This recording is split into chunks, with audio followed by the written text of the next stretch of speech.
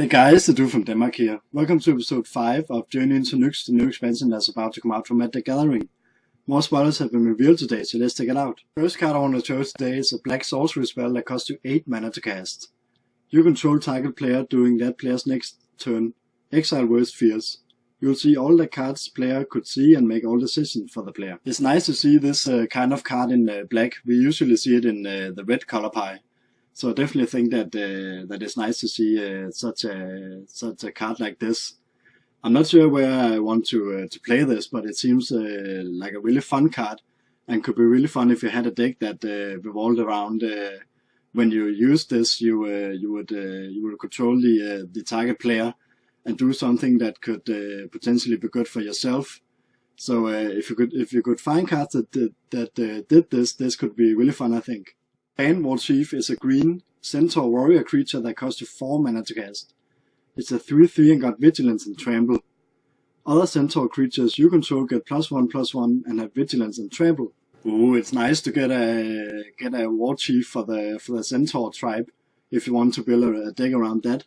I think it's definitely a good card for the tribe to have a leader like this.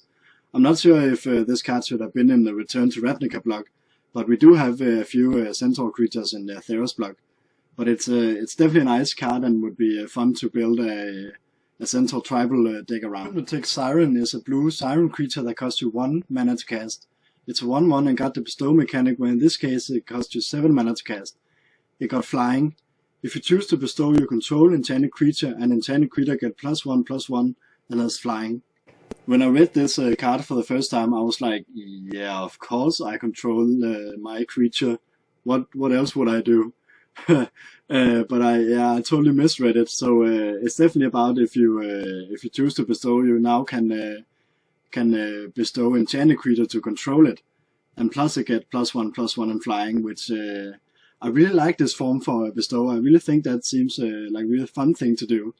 7 mana to control enchanted creature might be a bit much since we have other better things to do, but since the control creature also get +1/+1 and flying, it seems better, I think. So definitely a nice way to do the bestow mechanic. The Fleet is a white sorcery spell that costs you 1 mana to cast. It got the new Stripe mechanic, where launch the Fleet costs 1 colorless more to cast for each target beyond the first. Until end of turn, any number of target creature each gain whenever this creature attacks.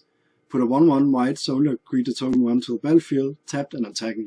This card is actually really scary together with Iras, the red and white card that prevents all damage that would be dealt to attacking creatures you control. Just especially since this doesn't cost you a lot of mana, so you just send the fleets after the opponent and attack. And these white soldiers won't be taking any damage with Iras on the field.